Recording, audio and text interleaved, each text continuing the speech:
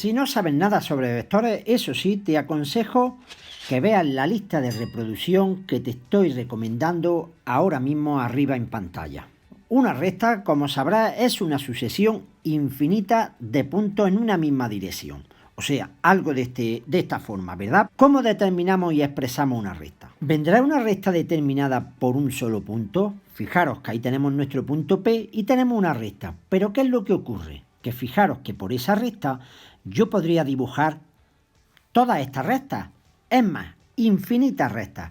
Por tanto, para determinar una recta específica con nombre, apellido y su DNI correspondiente, necesitaremos un vector de dirección, vector director y un punto o, en su defecto, dos puntos con los cuales podremos hallar ese vector de dirección.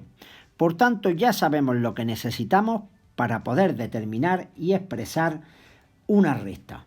Vamos, por tanto, ahora a ver esas ecuaciones de la recta que no son ni más ni menos que diferentes formas de expresar la misma ecuación de la recta. Es como yo les digo a mis alumnos, es como si tenemos a Francisco Gutiérrez López con DNI tal y en vez de Francisco le llamamos Curro, Paquito, etcétera, etcétera. Nos vamos a apoyar en un ejemplo para ir viendo todas las formas de la ecuación de la recta. Nos dan dos puntos, P y Q, y nos dicen que expresemos la ecuación de dicha recta en todas sus formas.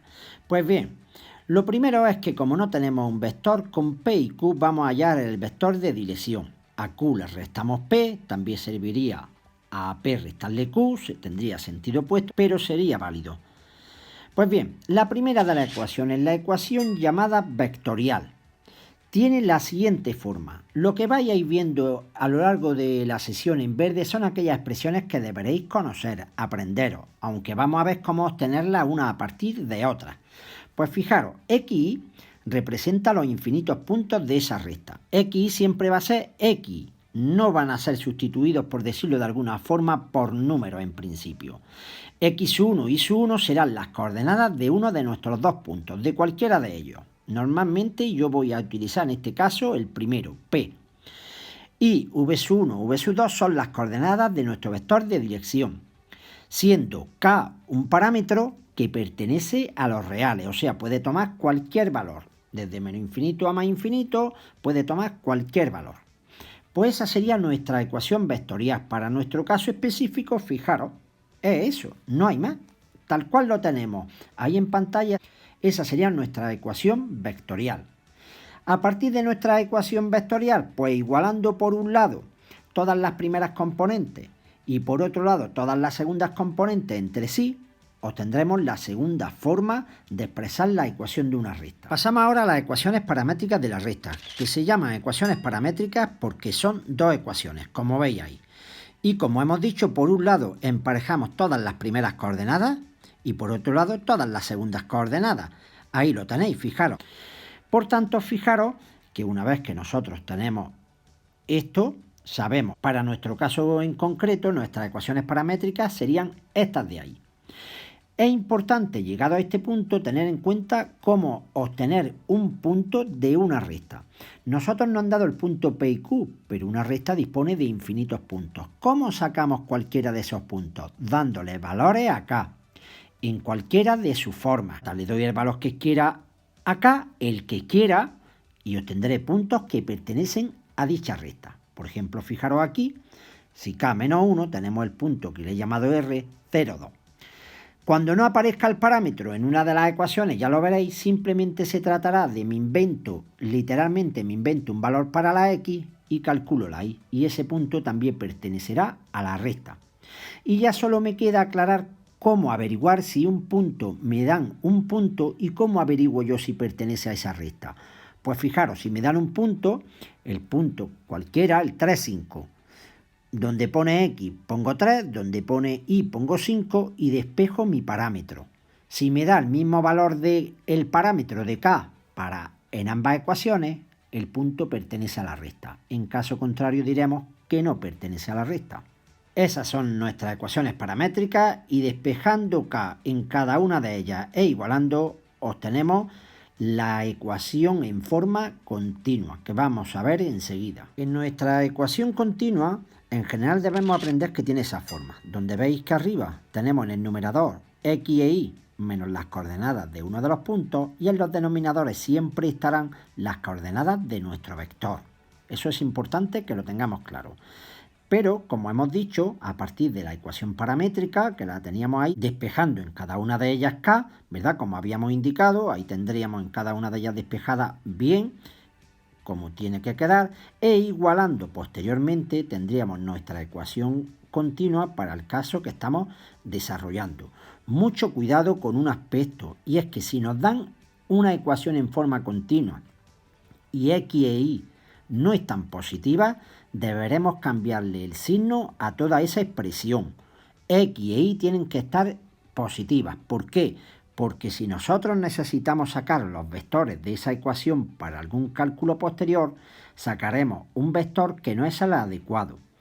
Luego, ojo, X tiene que quedar positivo e Y tienen que quedar positivo. Si no, pues ya os digo, le cambiamos el signo a toda la expresión, de modo que ya tendremos X positivo y positivo y podremos sacar nuestros vectores correctamente. Una vez que tenemos nuestra ecuación en forma continua, operando, quitando denominadores como dice aquí, pasándolo todo a un lado, vamos a obtener nuestra ecuación general de la recta. Junto con la forma explícita que veremos después, se trata de la forma más común de encontrarnos una recta, la ecuación general.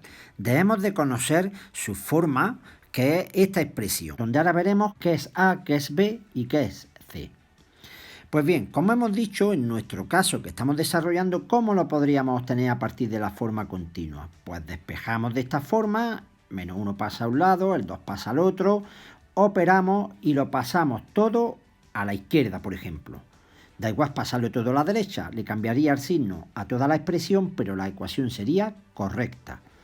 De modo que, fijaros, llegamos a esta expresión, que esa es nuestra ecuación general de la recta. Ahí tenemos, y podríamos ya saber quién es A, B y C. También veremos cómo hallar A, B y C directamente, para no tener que obtener previamente la ecuación en forma continua. Llegado a este punto, nosotros despejando y llegaríamos a la ecuación que vamos a ver después, que es la explícita. Pero antes de pasar a ella, os quiero aclarar una cosita. En nuestra ecuación, fijaros que A vale menos 1, B menos 2 y C 4, ¿verdad? Eso se puede deducir fácilmente. Es muy importante que sepamos, si nos dan una ecuación general de la recta, que sepamos nosotros deducir el vector director. Y ya os aclaro, os adelanto que el vector director viene dado por menos b a. Hacer la prueba. Si nosotros no hubieran dado esa ecuación de la recta directamente, menos x menos 2y más 4 igual a 0, el vector directo sería menos menos 2, sería 2, a menos 1, el 2 menos 1. Efectivamente, ese es nuestro vector director, el vector 2 menos 1. Pues esto es muy importante que lo recordéis porque tiene muchísimas aplicaciones.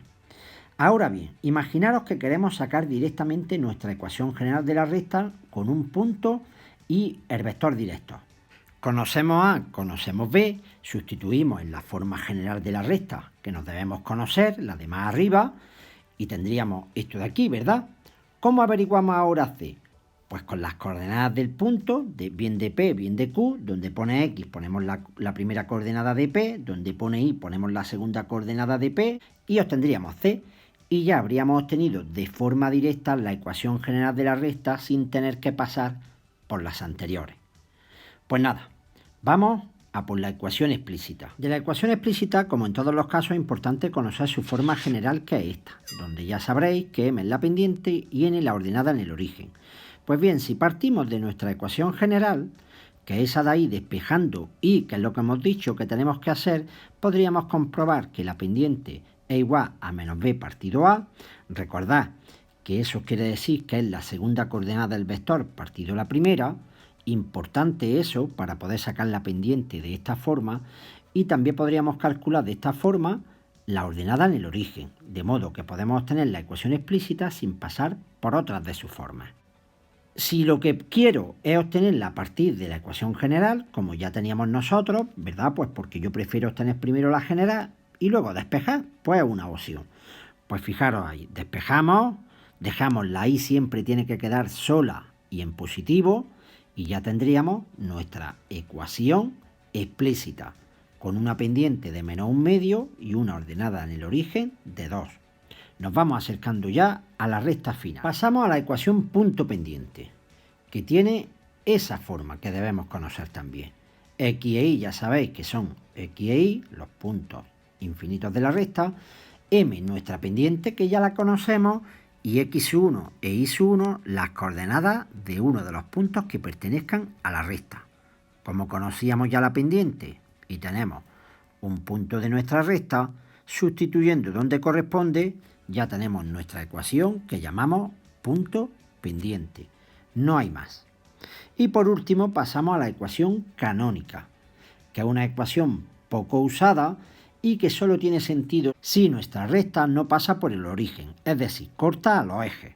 Esto ocurre porque, como veis en pantalla, solo si hay un punto de corte con los ejes podremos hallar A y podremos hallar B. Tendrá sentido esta ecuación, cuya forma general es esta de aquí y que A y B minúsculas se obtienen calculando los puntos de corte con los ejes. En nuestro caso nos podemos apoyar en una ecuación anterior, por ejemplo en la ecuación general, para hallar esos puntos de corte.